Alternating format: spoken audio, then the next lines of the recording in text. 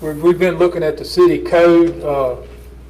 Every once in a while, Mark's been going through and giving us some proposed changes, and we have some tonight. And Mark, I don't know why we can't just turn this over to you. There we go. I'll just quickly run through some of these. I don't want to get into too much detail unless you all have specific questions. The first ordinance that we're looking at amending and reenacting is Chapter 8 with regards to buildings. If you look through the proposed revisions in there, as with most of the other ones that you've already adopted revisions to, I've removed references to specific fees, dollar values, in favor of making a reference to your uniform fee schedule that you adopted as part of your budget. In addition, based on information that was provided to me by Mr. Tyree, we have gone ahead and eliminated the floodplain language that was contained in that chapter. That is going to now be reinserted into your zoning ordinance when we get to that, which should be the next group of ordinances to consider. In addition, he went ahead and suggested, and I agree with him, that you go ahead and eliminate all the standards and requirements provided in that particular chapter, because basically you're just regurgitating what the Uniform Building Code already says. So there's no reason to have all this additional language and create potential problems, because if the building code changes, then you'd have to change your ordinance, so you might as well just get rid of the ordinance, and you're already relying on the building code anyway. So those are the main changes to Chapter 8. If you have any questions, feel free to stop me, but let me move on to Chapter 46 with regards to utilities.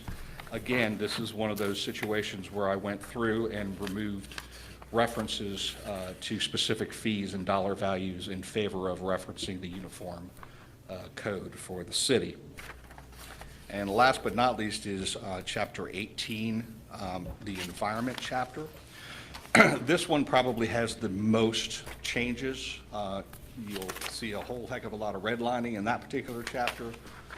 The main reason for that is the Code of Virginia had some significant changes relative to the provisions related thereto. Specifically, one of the main issues was the General Assembly determined that rather than having Soil and Water Conservation Department oversee this particular program, they moved it over to the Water Control Board. So that changes all of your Code of Virginia references, so it just resulted in a heck of a lot of technical modifications. The program itself is still valid and operational. It's just under the purview of a different state agency. So there were some technical modifications that need to be made in order to comply with the Code of Virginia. Other than that, those are really the significant revisions. If you've got any specific questions, I'm more than happy to answer them. Otherwise, that's all I have for you.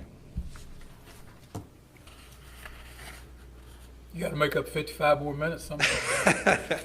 No, I understand what you're saying, Eric. I talked to Eric a little bit about it. I just was curious as to his involvement. I understand. It makes sense to me that we go by the state code and not have to have the. Yeah, it also makes it easier for the citizens and developers to know what the rules are. I mean, if the rules are the Uniform Building Code, let's just reference the Uniform Building Code and make it easier for everybody. I always like to try and make the ordinances as user-friendly as possible. I've always heard from developers and citizens that they get confused with ordinances and all these different requirements. So I figure if it's possible to streamline something, let's just try and make it as easy as possible. There's no reason to make it more complicated than it needs to be. I know that's usually not what a lawyer says, but that's my approach. Council, you got any questions? I don't. I don't either. I think I'm good. You got nothing else as far as code? Nope, no sir. I sat home the other morning and read all 61 pages of this. Well, you're gonna be in for a really big surprise when the next batch comes out, because that'll be the zoning and subdivision ordinance revisions, and there are some significant, those are heavy lifting changes. But again, it's not necessarily it's more technical changes than substantive changes. So just so everybody understands, we're not trying to impose additional regulations, it's just trying to mesh your ordinance language with the Code of Virginia as it stands today. It just needed an update, so. Okay? Thank you. I'm good. When do we approve these? Next. You're doing a called meeting, you can do it after your first. You can do your first reading now Uh-huh. and do the roll call vote, and then you could do your second reading at your meeting next week. Okay. Adopted officially. Which leads me to the question that I emailed everybody about, the first and second reading requirements. That's a tradition that's been going on here in the city for a while, but there is no requirement in your charter that be done. There's nothing in the Code of Virginia that requires it, and there's nothing in Robert's Rules of Order that requires it. So if it's council's pleasure to streamline the process, you can dispense with the first and second reading and simply take matters up as they come and act on them as they come. So this does not need a first and second reading? This will. Okay. I mean, in terms of, if talking about if most you ever every want other to thing. change I going got you. forward, that's what I'm suggesting. Okay, I So got what do we you. change? If it doesn't exist anywhere, We just stopped doing it. You just stop doing it. Yeah. Essentially, you would treat every meeting as a called meeting, in essence, so that, and if you're treating it as a called meeting, then you're able to take action in each meeting, because your work sessions are just a work session, they're not actually, as they are now, there's no actual action taken in them. Well, I mean, if you want to have your work sessions and allow for actions to be taken at a work session, we'd have to make a minor modification to your rules of procedure that you adopted, because that's, as it was written now, I wrote it under the guise that you all wanted to just have a work session with no action taken. So, Yeah. I'd like to keep and that's that fine, like it because yeah, then you, I want to keep a work session. Yeah, I'd like to Yeah. keep that as it is. that's fine, because then you can present the item in one week, and the next week take immediate action. So it's, it's up to you. It's completely your decision. I'm just trying to suggest ways to streamline the process. But we can still streamline with first and second readings. But you don't have to do the first and second reading, because what you'll end up doing is you'll just have the item Have a in vote. your work session, if you want, to give you a week's advance notice to read it and understand it. And then when you get to your regular meeting, you just vote on it. Okay.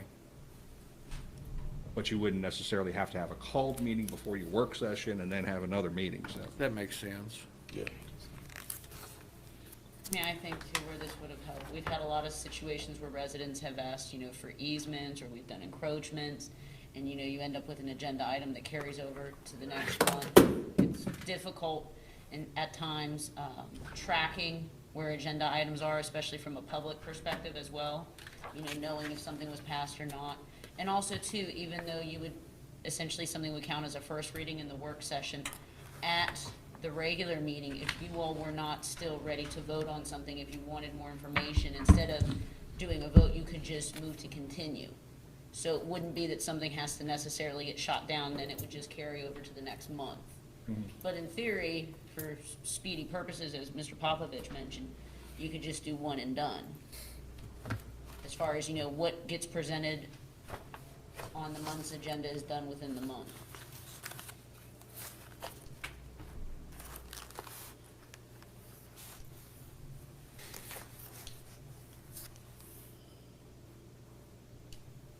Okay. Okay. Okay. So having said that, Does this need to be on the agenda for next week then? having said that, since you. I think so. Are you in agreement to dispense with the first and second reading approach? Then you do not have to take a vote on the first reading here. And this will just be 3 items added to your agenda for next meeting. What's your pleasure? But now, you said that, now, once again, I'm kind of slow, but you said this does require the first and second. If you don't, if you're right now change it deciding to now. change it, Uh-huh. don't worry about it. Oh, You don't okay, have to cool. have a first and second. Do we need a motion or a action to change it? I would suggest that you make an official motion to dispense with the first and second reading requirements as previously done at council meetings. I'll make a motion that we dispense with past tradition of first and second readings. Okay, second. Any discussion, question? I think he's explained it. Ma'am? You look like you had a question. What did masks do for you? You can't tell what somebody said. I don't have my bubble yet. You all have a bubble. You can have mine. That's true.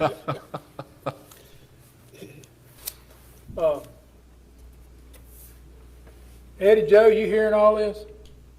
I did. It's not the greatest clarity, but I did hear, we're looking to act on removing first and second readings. Yes. Yes, I did hear that. Do you have any questions about that? No, sir, if there's nothing in the charter that says we have to do it, I don't see why we need to continue prolonging things by doing it. Okay.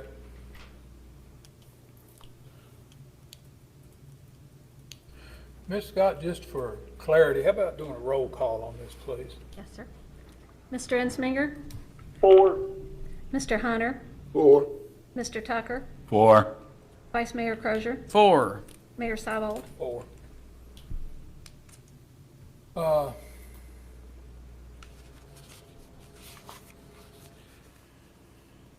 Mr. Mayor, we have scheduled 2 different closed sessions, 2 different topics. Yes.